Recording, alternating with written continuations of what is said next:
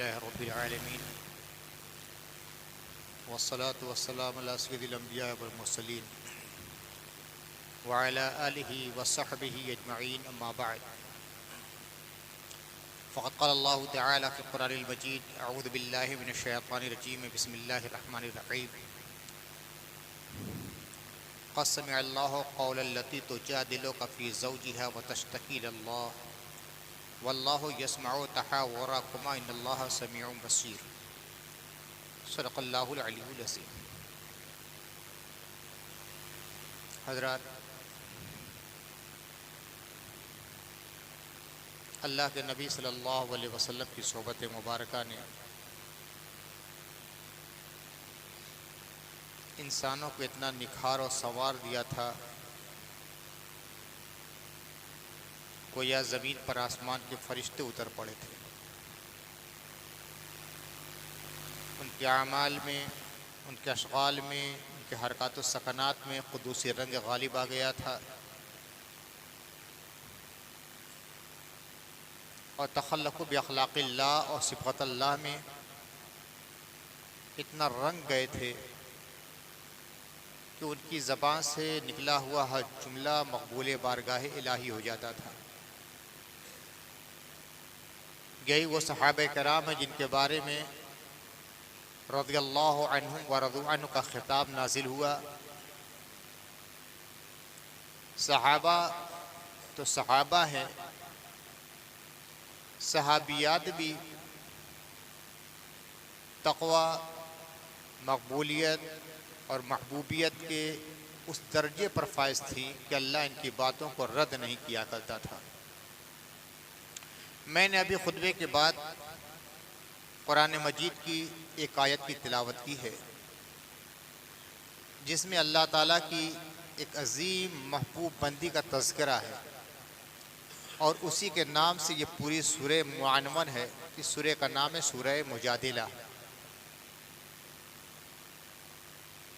ائمہ تفسیر نے اس کے 4 نام لکھے ہیں: سورہ مجادلہ، سورہ مجادلہ، سورہ قسمع، اور خود سورہ اظہار، سورہ زہار، سورہ زہار، یعنی مجادلہ اور مجادلہ، دال پہ زبر کے ساتھ بھی اور دال کے زیر کے ساتھ بھی۔ ہم نے کا جو مصحف شریف ہے عام طور سے سورۃ المجادلہ لکھا جاتا ہے، اور دوسری جو روایت ہے وہ سورہ مجادلہ، اور حضرت ابی بن کعب کے مصحف میں جو اس کا نام لکھا ہوا تھا اس کا نام تھا سورۃ الزہار، اس لیے کہ اس کا تذکرہ اس سورہ پاک کی ابتدائی 4 آیتوں میں ہے۔ اس 4 آیتوں میں پہلی آیت کا میں نے تلاوت کی ہے، اس کے بعد دوسری اور تیسری اور چوتھی آیت میں زہار کا مسئلہ بیان کیا گیا ہے۔ لیکن ان 4 آیتوں سے یہ ثابت ہوتا ہے کہ اللہ کی جو نیک بندیاں تھیں اور رسول اللہ کی جو صحابیات تھیں ان کا درجہ و مقام و مرتبہ کتنا بلند ہے۔ جس صحابیہ کے بارے میں یہ آیت نازل ہوئی ان کا نام ہے حضرت خولہ بنت ثعلبہ، یہ انصاریہ ہے، مدینے کی رہنے والی۔ یہ سورہ پاک بھی جو نازل ہوئی ہے یہ مدنی دور کی ہے، اور اس میں 22 آیتیں ہیں، 3 رکوع ہیں۔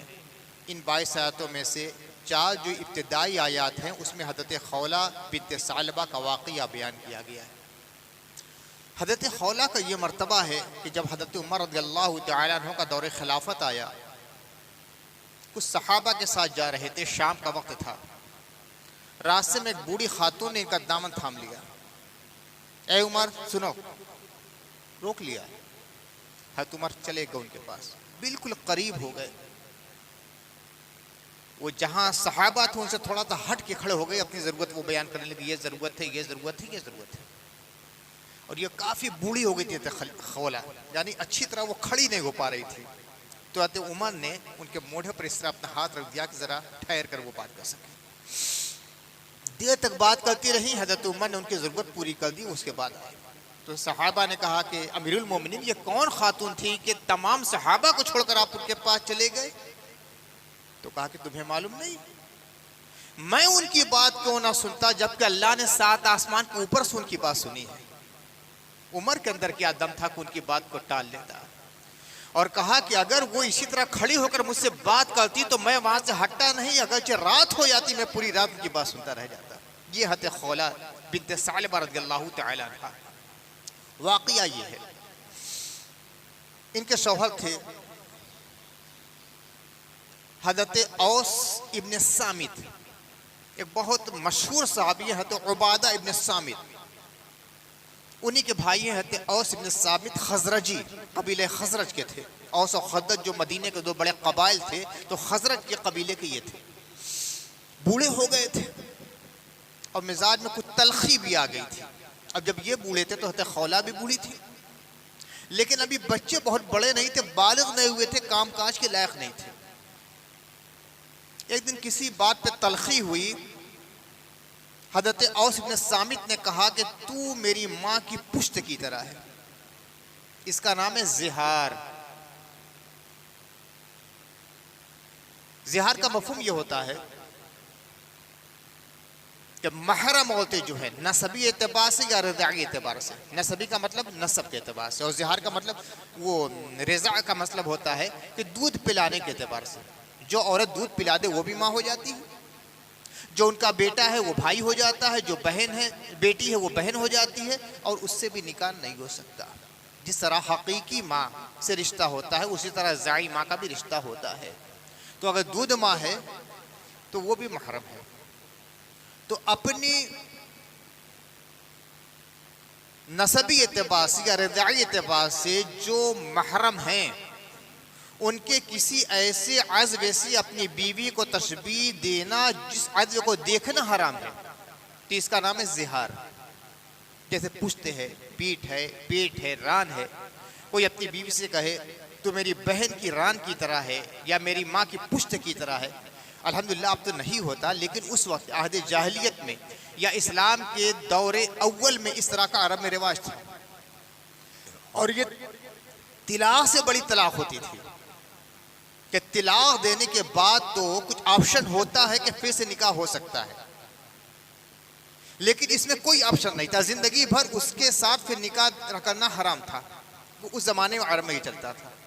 تو اسی طرح اوس ابن صامت نے خولہ بنت سعد سے کہہ دیا کہ تو میری ماں کی پشت کی طرح ہے، انت کا ظہر امی، تو میری ماں کی پشت کی طرح ہے۔ اب کیا ہوگا؟ حضرت عبانہ نے حضرت اوس ابن ثابت نے بلایا تو حضرت خولہ نے کہا کہ نہیں، خدا کی قسم جس کے ہاتھ میں خولہ کی جان ہے میں تم سے قریب نہیں آ سکتی، میں تمہارے لیے حرام ہو گئی۔ اب میں مقدمہ پیش کروں گی اللہ کے نبی صلی اللہ علیہ وسلم کی بارگاہ میں، وہاں سے جو حکم ہوگا میں مانوں گی۔ اسلام میں ابھی کوئی حکم نازل اس کے بارے میں نہیں ہوا تھا، اور طریقہ کار یہ تھا کہ جب تک اسلام کا کوئی نیا حکم نہیں آتا تھا تو اس زمانے میں جو مروت طریقہ ہوتا تھا اسی کے مطابق اللہ کے نبی فیصلہ کیا کرتے تھے۔ حضور کے پاس آئیں، ارے وہ بوڑھے تھے تو یہ بھی بوڑھی تھی، مزاج میں ادھر تلخی تھی تو ادھر بھی کوئی تلخی آئی جاتی ہے بڑھاپے کی وجہ سے، اور اس عمر میں جب اس طرح کی بات ہو جائے تو کتنا غصہ بھی ہے، صدمہ بھی ہے، بے چینی بھی ہے، پریشانی بھی ہے، مستقبل کا اندیشہ بھی ہے۔ بڑی بات یہ تھی کہ ان کے والد بھی شہید ہو چکے تھے، ان کے بھائی بھی شہید ہو گئے تھے، میکے میں کوئی نہیں تھا، غریب بھی بہت تھی، بچے چھوٹے چھوٹے کمانے کے لائق نہیں۔ اللہ کے رسول کی بارگاہ میں آئی اور جو جملے انہوں نے کہے تفسیر کی کتابوں میں موجود ہیں، کہا کہ یا رسول اللہ، میں عہد شباب میں تھی، خوبصورت تھی، اس وقت اوس نے مجھ سے شادی کر لی، آج میں بوڑھی ہو گئی ہوں، صاحب اولاد ہو گئی ہوں، کئی بچوں کی ماں ہوں، تو میرے شوہر نے مجھ سے یہ جملہ کہہ دیا ہے، اس کے بارے میں کیا ارشاد فرماتے ہیں؟ ایک روایت میں ہے کہ اللہ کے نبی صلی اللہ علیہ وسلم نے فرمایا کہ اس کے بارے میں ابھی کوئی واضح ہدایت میرے پاس نہیں آئی ہے۔ دوسری روایت میں ہے کہ اللہ کے نبی صلی اللہ علیہ وسلم نے فرمایا کہ جیسا کہ عرف ہے اس کی بنا پر تم اس کے لیے حرام ہو گئی ہو۔ کہا کہ یا رسول اللہ یہ چھوٹے چھوٹے بچے کیا ہوں گے، کھانے کمانے کا ذریعہ کیا بنے گا، میرے میکے میں تو کوئی نہیں، اور مجھ سے اس عمر میں شادی کون کرے گا، دیکھ بھال کون کرنے والا ہے؟ رسول اللہ نے فرمایا کہ میں کچھ نہیں کر سکتا، میں تو اللہ کے حکم کے سامنے اپنا سر جھکائے ہوئے ہوں۔ حضور صلی اللہ علیہ وسلم سے یہ مباحثہ کرنے لگے، اسی لیے مجادلہ جدلے ہو جدال، جیسے جھگڑا کیا جاتا ہے، اس طرح اللہ کے رسول سے بات کرنے لگی، یا رسول اللہ میں کیا کروں، میرے شوہر نے تو ایسا کہہ دیا، میں کروں کیا، جاؤں تو کہاں جاؤں گی؟ حضور نے فرمایا ہو سکتا ہے اللہ کو حکم نازل ہو جائے۔ حضرت عائشہ وہاں بیٹھی ہوئی تھی، حضرت عائشہ نے کہا خولہ ٹھہر جاؤ، اور رسول اللہ کا چہرہ دیکھو، مجھے لگ رہا ہے کہ وہی نازل ہو رہی ہے۔ حضرت عائشہ نے کئی روایتوں بیان کیا ہے کبھی کبھی ایسا ہوتا تھا کہ رسول اللہ پر جب وحی نازل ہوتی تو چہرے مبارک سرخ ہو جاتا تھا، اس کی کیفیت بدل جاتی تھی۔ کبھی کبھی فرمایا کہ رسول اللہ کے بدن پہ کپ کپی طاری ہو جاتی تھی، کبھی کبھی ایسا لگتا تھا کہ نور کا ایسا ارتعاش ہوتا ہے کہ جیسے لگتا ہے کہ چہرے کی ذرا سورج اگایا ہے، ہمیں سمجھ جاتی تھی کہ وحی نازل ہو رہی ہے۔ اور کبھی کبھی ایسا بوجھ ہوتا تھا کہ اللہ کے نبی اونٹنی پر سوار ہوتے تھے اور اس بوجھ کی وجہ سے لگتا ہے کہ اونٹنی گر پڑے گی۔ کبھی ایسا بھی ہوا کہ میرے زانوں پر مصطفیٰ کا سر اقدس ہے، اور جب نازل ہوتی تھی وہی تو لگتا تھا کہ میرا بازو کی ہڈی ٹوٹ جائے گی۔ یہ سب صورتیں ہوتی تھی۔ تو حضرت عائشہ تو چونکہ دیکھ چکی تھی یہ سب، چہرہ دیکھا تو کہا کہ خولہ خاموش ہو جاؤ، مجھے لگتا ہے کہ وہی نازل ہو رہی ہے۔ حضرت خولہ خاموش ہو گئی، لیکن خاموشی سے پہلے کام کیا تھا۔ اللہ کے رسول صلی اللہ علیہ وسلم کی بارگاہ میں جب ساری بات یاد کر چکی اور حضور نے فرمایا کہ میرے پاس اللہ کی طرف سے کوئی واضح ہدایت اس کے بارے میں نہیں آئی ہے، تو کہا کہ میں اللہ سے اب شکایت کروں گی، تشتکی اللہ، اللہ سے شکایت کروں گی۔ اور جو جملہ ہے اے اللہ میں بوڑھی ہو گئی ہوں، اب میری دوسری شادی بھی نہیں ہو سکتی، میرے میکے میں کوئی نہیں ہے، چھوٹے چھوٹے بچے ہیں، اگر میں اپنے شوہر کے پاس انہیں بھیجتی ہوں تو وہ دیکھ ریکھ نہیں کر سکیں گے، ضائع ہو جائیں گے، اگر اپنے پاس رکھتی ہوں تو بھوکے مر جائیں گے، زاؤ اور جاؤ کا لفظ آیا ہے۔ اگر میں اپنے شوہر کے پاس چھوڑ لیتی ہوں تو ان کی تربیت نہیں ہو پائے گی، بوڑھے ہو گئے ہیں، دیکھ ریکھ نہیں کر پائیں گے، اگر میں اپنے پاس رکھی ہوں تو بھوکے مر جائیں گے، کوئی کمانے والا نہیں، میں کروں تو کیا کروں؟ تیرے نبی نے تو مجھے جواب دے دیا ہے، میں اللہ کو حکم کا پابند ہوں، میں کچھ نہیں کر سکتا، تو یا اللہ اپنے نبی کے پاس کوئی ہدایت بھیج دے تاکہ مجھے ارشاد فرما دے۔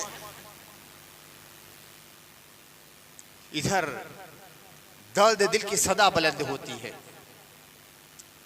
آہو بکا کے قطرات آسمان پہ پہنچتے ہیں، ادھر سے اللہ جبریل کو بھیجتا ہے جاؤ میرے محبوب کے پاس جاؤ، سورہ مجادلہ لے کر جاؤ۔ اور سورہ مجادلہ کی یہ آیتیں آتی ہیں، قد سمع اللہ قول التی تجادلک فی زوجہا وتشتکی اللہ، بے شک اللہ نے اس خاتون کی بات سن لی ہے جو اے نبی آپ سے اپنے شوہر کے بارے میں بحث کر رہی تھی اور مجادلہ کر رہی تھی۔ یہاں تو سنوائی نہیں ہوئی نے، کوئی سننے والا نہیں دنیا میں، اللہ نے اس کی سن لی ہے۔ قد سمع، یقیناً اللہ نے سن لی ہے، قول التی، اس خاتون کی بات، التی تجادلک فی زوجہا، جو اپنے شوہر کے بارے میں آپ سے مجادلہ و مباحثہ کر رہی تھی، وتشتکی اللہ، اور اللہ سے شکوہ کر رہی تھی، یا اللہ میں کیا کروں، تیری بندی ہوں، تیرے نبی کی صحابیہ ہوں، اب جاؤں تو کہاں جاؤں، کروں تو کیا کروں، میرے لیے تو سارے دروازے بند ہو گئے ہیں جینے کہ میں کروں تو کیا کروں۔ واللہ یسمع تحاورکما، اور اللہ تعالیٰ تم لوگوں کی، تم دونوں کی بات سن رہا تھا۔ پہلے یہ فرمایا قسم اللہ قول التی تجادلک فی زوجہا، اللہ اس خاتون کی بات سماعت فرما رہا تھا جو اپنے شوہر کے بارے میں آپ سے گفتگو کر رہی تھی اور مجادلہ کر رہی تھی، مباحثہ کر رہی تھی۔ پھر فرمایا کہ اللہ تعالیٰ تم دونوں کی گفتگو ملاحظہ فرما رہا تھا، وہ جو کہہ رہی تھی وہ بھی سن رہا تھا، آپ جو کہہ رہے تھے وہ بھی سن رہا تھا۔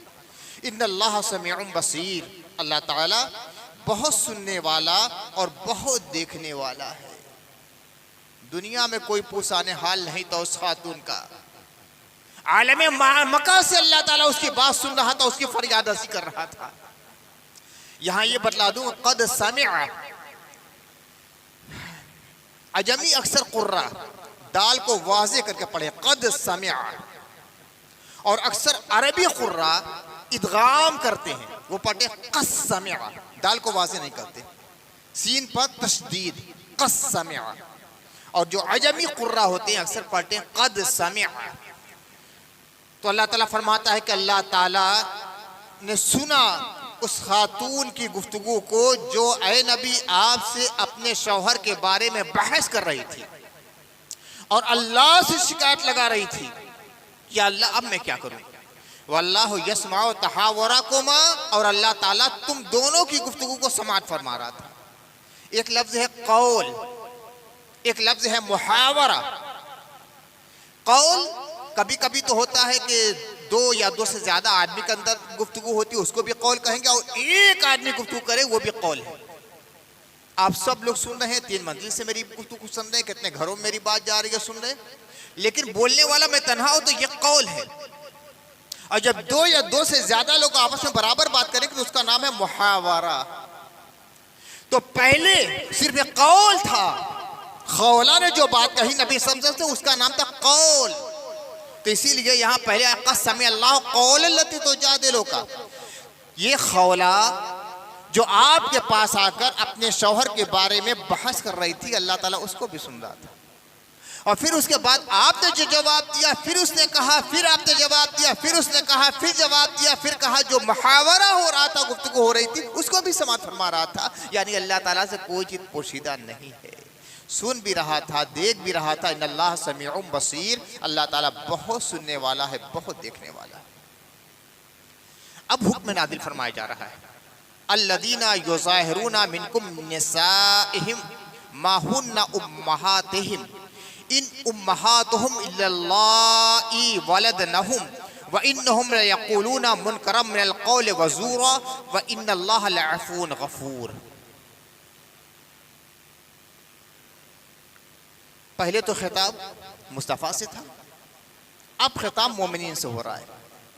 اے مومنین، تم میں سے، منکم تم میں سے، جو لوگ اپنی عورتوں سے زہار کریں، زہار کا مفہوم میں بیان کر چکا کہ اپنی محرمات میں سے، چاہے نسبی ہو یا رضاعی ہو، کسی جز کو اپنی بیوی کے بدن کی طرح کہنا، اور ایسے جز کو جس کا دیکھنا حرام ہے اللہ بوجہ اضطراری، جیسے پیٹھ ہے، پشت ہے، ران وغیرہ ہے، اس سے تشبیہ دینے کا نام زہار ہے۔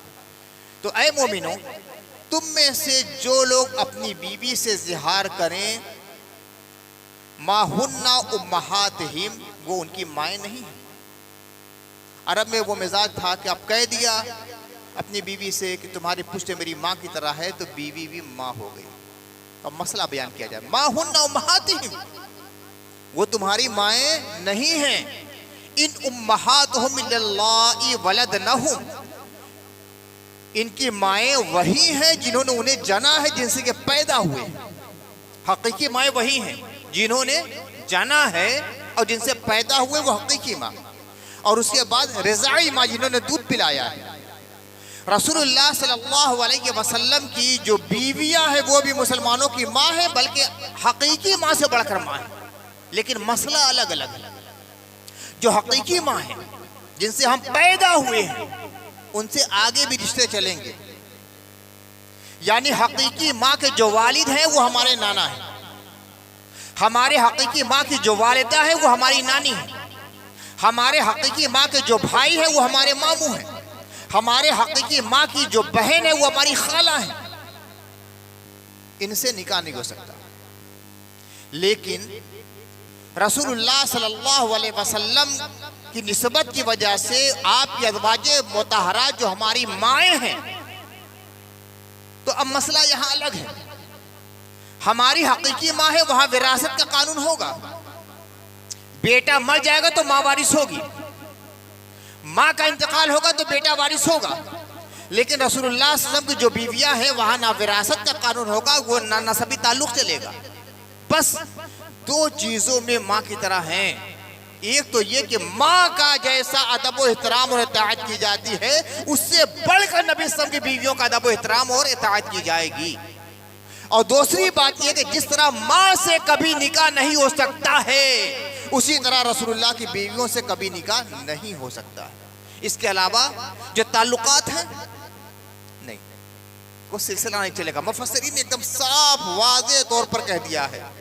یعنی حضرت عائشہ ایک مثال کے طور پر، حضرت عائشہ ام المومنین ہے، مسلمانوں کی ماں، لیکن کیا ان کے والد کو نانا کہا جائے گا؟ قطعاً نہیں. کیا ان کی والدہ کو نانی کہا جائے گا؟ قطعاً نہیں. کیا ان کے بھائی حضرت عبداللہ کو یا حضرت عبد الرحمن بن بکر کو ماموں کہا جائے گا؟ قطعاً نہیں. کیا ان کی بہن حضرت اسماء کو اپنی خالہ کہا جائے گا؟ قطعاً نہیں.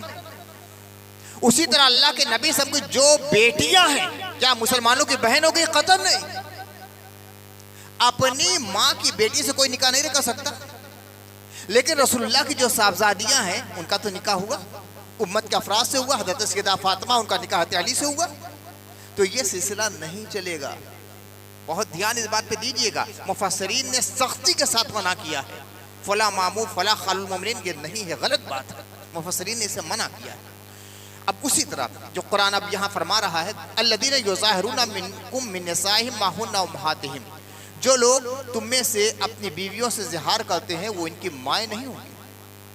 ان امہاتہم الی ولدنہم، ان کی مائیں وہی ہیں جنہوں نے انہیں جنا ہے، یعنی جن سے یہ پیدا ہوئے. وَإِنَّهُمْ لَيَقُولُونَ مُنْكَرًا مِنَ الْقَوْلِ وَزُورًا وَإِنَّ اللَّهَ لَعَفُوٌّ غَفُورٌ. اب کیا ایک حکم نازل کر کے چھوڑ دیا جائے تو لوگ بے باک ہو جائیں گے، جسارت کریں گے، بار بار یہی جملہ دہرائیں گے؟ تو نہیں، اسلام پابند کرتا ہے.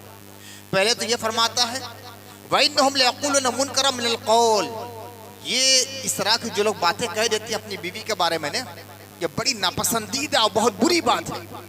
وَزُورًا، اور سراسر جھوٹ ہے. یہ سراسر جھوٹ ہے اور بہت بری بات ہے. یعنی پہلی قدغن کے لگا دی، یہ تاثر پیدا کر دیا کہ یہ نہیں ہونا چاہیے، کسی عالم میں نہیں ہونا چاہیے. اپنی بیوی کو اپنی ماں کے کسی ایسے عضو سے تشبیہ دینا یا اپنی بہن کے کسی ایسے عضو سے تشبیہ دینا جس کا دیکھنا حرام ہے، یہ بہت بری بات ہے اور بہت بڑا گناہ ہے. یعنی یہاں سے ایک بندش لگا دی.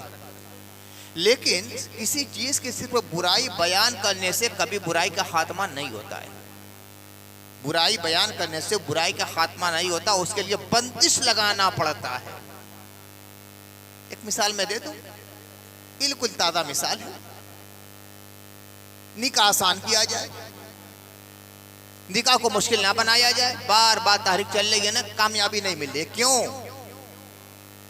کیوں؟ صرف کسی چیز کی برائی بیان کرنے سے برائی ختم نہیں ہوتی جب تک کہ قانون کی نکیل کو کسا نہیں جائے گا. غالباً 2018 یا 19 میں دستور العمل بنا تھا. 14 میں دستور العمل کا جب اجرا ہوا تھا تب میں نے خطاب کیا تھا، اس کا افتتاح کیا. 5 میں جب افتتاح ہوا تھا تب بھی میں نے افتتاح کیا اور خطاب کیا. اور 22 میں جب دستور العمل کا اجرا ہوا تھا تب بھی مجھے کو لوگوں نے یاد کیا، میں نے افتتاح کیا اور خطاب کیا تھا. تو 5 میں افتتاح کے بعد جب تمام تنظیموں کے سردار صاحبان اور سربراہ لوگ تھے تو میں نے ایک جملہ پوچھا، کہا کہ آپ لوگوں نے یہ نظام تو بنا لیا، اگر کوئی عمل نہیں کرے گا تو آپ کیا کریں گے؟ تو لوگوں نے کہا کہ ہم کیا کر سکتے ہیں. میں نے کہا کہ آپ کبھی کامیاب نہیں ہو سکتے، آپ کبھی کامیاب نہیں ہو سکتے. سختی کیجیے. لوگوں نے بہت سے مثالیں دیتی، فلاں نے کہا غازی پور میں یہ بنا تو کامیابی ملی، فلاں نے کہا. میں نے کہا کہ ہر جگہ یہ قانون اور سختی تھی کہ جو شخص عمل نہیں کرے گا اس کو یہ جرمانہ ٹھوکا جائے گا، اس کو برادری سے واک آؤٹ کر دیا جائے گا، ٹاٹ بند کر دیا جائے گا. فلا باتیں تب کامیاب ہوئے تھے. آپ لوگ کامیاب نہیں ہوں گے اس لیے کہ آپ قانونی سختی نہیں کرنا چاہتے اور آپ کے اندر وہ طاقت اور قوت نہیں. آج ہم لوگ اپنی مثال دیکھ رہے ہیں. تو اللہ تعالیٰ نے ایک تو یہ کہ اس کی قباحت اور برائی بیان کی کہ جو لوگ ایسا جملہ بولتے ہیں اپنی بیوی کے بارے میں بہت خراب کام کرتے ہیں. منکر کا لفظ آیا اور زور کا لفظ آیا ہے. منکر ناپسندیدہ، ایسا ناپسندیدہ عمل جس کو ہر صاحب عقل برا کرے، کسی مذہب کا ہو، مسلمان ہو نہ ہو. اگر انسان ہے، صاحب عقل و شعور ہے، صاحب فہم و بصیرت ہے تو وہ کہے گا یہ بہت خراب جملہ ہے کہ اپنی بیوی کو اپنی ماں یا بہن کے کسی عضو سے تعبیر کیا جائے. یہ بہت ناپسندیدہ جملہ ہے. وزورا، اور یہ بہت بڑا جھوٹ بھی ہے. کہاں ماں کہاں بیوی، اس سے مشابہت دینا بہت بڑا جھوٹ ہے نا. تو 2 الفاظ استعمال کیے، منکر من القول، بہت ناپسندیدہ بات ہے، وزورا، اور یہ جھوٹ ہے. لیکن اتنے کہنے پر اکتفا نہیں کیا. اگر اتنا ہی کہتے ہیں تو انسان تو بڑا نیڈر ہے. اب قانون کی بندشوں میں جکڑا جا رہا ہے انسان کو کہ برائی بھی بیان کر دی گئی ہے, جھوٹ بھی کہہ دیا گیا, اس کے باوجود کوئی کہہ رہے تو کیا کفارہ دینا پڑے گا, کفارہ دینا پڑے گا. اب یہاں سے انسان کاپتا تو یہ بڑا مشکل کام ہے. پہلا کیا ہے والذین یظاہرون من نسائہم ثم یعودون لما قالوا فتحریر رقبۃ من قبل ان یتماسا ذالکم توعدون بہ. جو لوگ اس کے باوجود بھی اپنی بیوی سے زہار کر لیں, پھر جو کہا ہے اس کی تلافی چاہے. عام طور سے یہی ہوتا ہے طلاق دے دیں گے, ہم لوگ کے پاس تو آتے ہیں ارے مولانا صاحب طلاق تو دے دیا ہے, اب وہ چھوٹے چھوٹے بچے کیا کریں گے, گرہستی برباد ہو جائے گی, وہ ادھر رو رہی ہے یہ ادھر رو رہے ہیں, لڑکا پلک رہا ہے, بیٹی تڑپ رہی ہے. ارے پہلے کیوں نہیں سوچا تھا نادان, اب کیوں سوچ رہا ہے؟ مفتی کو بیوقوف بنانا چاہتے ہو, اپنی مرضی کا فتویٰ لینا چاہتے ہو, جملے بدلنا چاہتے ہو, طلاق دینے کے بعد آ کر بیان دیتے ہو مفتی صاحب نے پلاس پلاس کہا تھا. یہ ساری باتیں میرے سامنے ہیں, پہلے سوچو, پہلے سوچو. فرمایا گیا کہ جو لوگ یہ کرنے کے بعد ثم یعودون لما قالوا, جو کہا ہے اس کی تلافی چاہتے ہیں, فتحریر رقبۃ من قبل ان یتماسا, تو بیوی سے اختلاس سے پہلے پہلے ایک غلام آزاد کریں. ایک غلام آزاد کرنا پڑے گا, یہ کفارہ ہے. اب جب سنا کہ غلام خریدو یا وہ اپنے پاس غلام اس کو آزاد کرنا بڑی قیمت ہے, تو آدمی کام بھی کرے, کون جائے گا اتنا بڑا. تو یہ جملہ کہنے سے پہلے 100 بار آدمی سننے پر مجبور ہو جائے گا.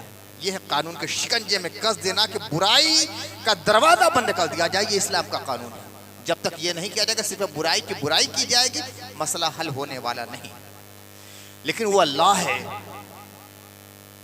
ہم اپنے ماضی کو جانتے ہیں, جو ہو گیا ہے وہ جانتے ہیں, جو ہو رہا ہے وہ جانتے ہیں, جو ہونے والا ہے وہ نہیں جانتے. آخری سانس کب نکلنے والی ہے, کب آنے والی ہے, کب جانے والی, ہمیں خبر نہیں, مگر وہ اللہ ہے قیامت تک کی ایک ایک بات کا علم رکھنے والا. اللہ جانتا ہے کہ آج اس عہد رسول میں لوڈی غلام کا نظام تو ہے, لیکن وہ زمانہ بھی آئے گا کہ عالمی طریقے سے پوری دنیا سے لوڈی غلام کا یہ نظام ختم ہونے والا ہے. اس وقت لوگ کیا کریں گے؟ آج کہا جا رہا ہے جو زہار کریں تو ایک غلام یا لوڈی آزاد کر دیں, لیکن جب یہ نظام ہی ختم ہو جائے گا, نہ کوئی غلام رہے گا, نہ کوئی لوڈی رہے گی. جیسے کہ آج پوری دنیا میں لوڈی غلام کا جو سسٹم ہے وہ ختم ہو چکا ہے.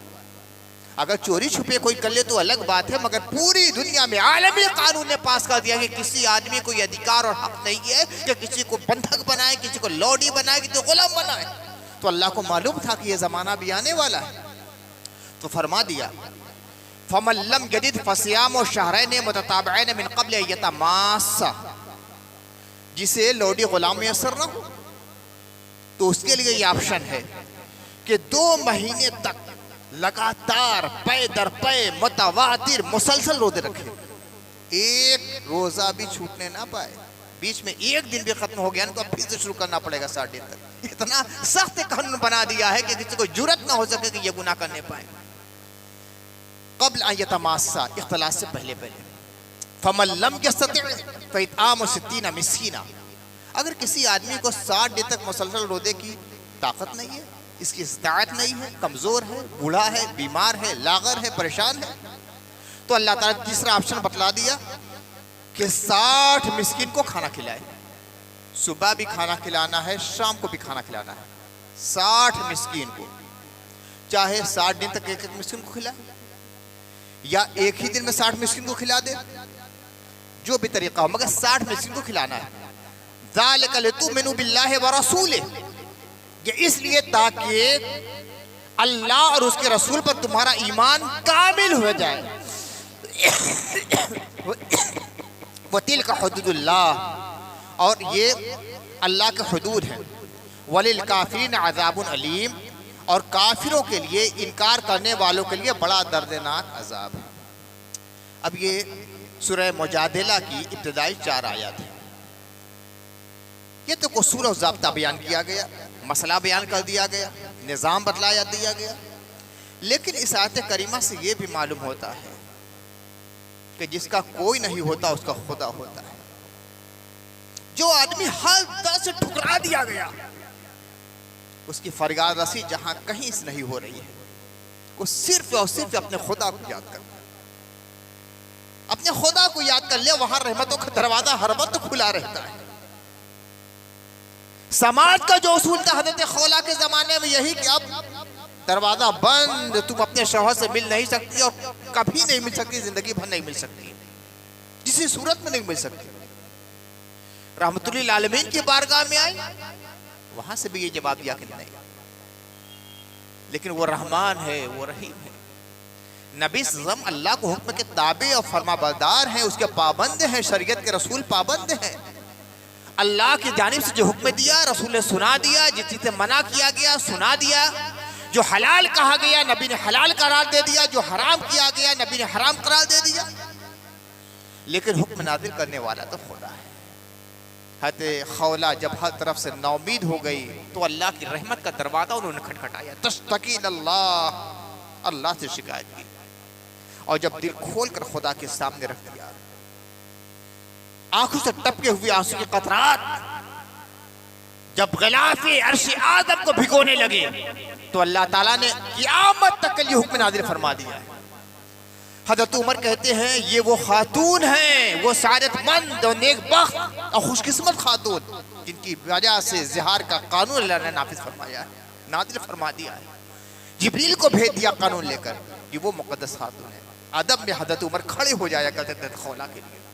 تو مسلمانوں، کبھی امید کا دامن مت چھوڑنا، تمہارا خدا وہ ہے جو ہر وقت تمہاری باتوں کو سنتا ہے۔ ان اللہ سمیع بصیر، سننے والا بھی ہے، دیکھنے والا بھی ہے۔ رات کی تنہائی ہو، دن کا بھیڑ بھاڑ ہو، نصف النہار کا اجالا ہو، شب سیاہ کی تاریکی ہو، کبھی منہ سے یاد کرو گے، کسی زبان سے یاد کرو گے، سب کی سنتا ہے۔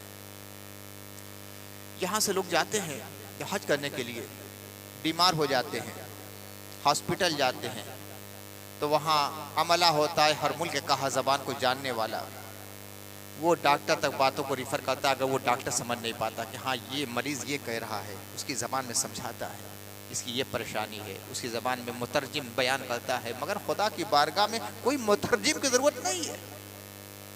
ہزاروں زبانیں پوری دنیا میں بولی جا رہی ہیں، اور ہر آدمی اپنی اپنی زبان میں اپنے خدا سے التجا کرتا ہے، مولا میری یہ ضرورت ہے، مولا یہ میری خواہش ہے، مولا یہ میری پریشانی ہے، مولا یہ میری مصیبت ہے۔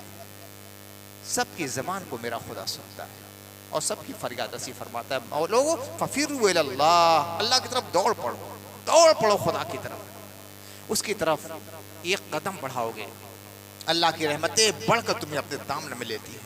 جیسا کہ حدیث قدسی میں آیا ہے کہ آدمی ایک انگشت اللہ کی طرف بڑھتا ہے، ایک انگلی، ایک انگشت، ایک پور کے برابر اللہ کی طرف بڑھتا ہے تو اللہ تعالیٰ ایک قدم بڑھاتا ہے، یہ سمجھانے کے لیے۔ مگر اللہ تعالیٰ تو جس میں جسمانیت سے پاک ہے نا، سمجھانے کے لیے کہ ہماری عقلیں بات آ جائے کہ ایک انگول بڑھاؤ گے تو ایک قدم اللہ تعالیٰ کی رحمت بڑھتی ہے۔ اور اگر دوڑ کر انسان آتا ہے تو اللہ کی رحمتیں دوڑ کر اپنے دامن میں سمیٹ لیتی کہ میرا بندہ، میرا بندہ، میرا بندہ، بول تجھے کیا چاہیے۔ تو اللہ سے اپنا رشتہ جوڑو، اپنا رشتہ، اپنا رابطہ، اپنا تعلق اپنے خدا سے بناؤ۔ مصیبت آئے اسی کو یاد کرو، پریشانی آئے اسی کو یاد کرو، التجا کرنا ہے، فریاد کرنا ہے، التغاثہ کرنا ہے، مدد چاہنا ہے، خدا کی طرف رجوع کرو۔ ان اللہ سمیع بصیر، اللہ بہت سننے والا، بہت دیکھنے والا ہے۔ وآخر دعوانا الحمدللہ رب العالمین۔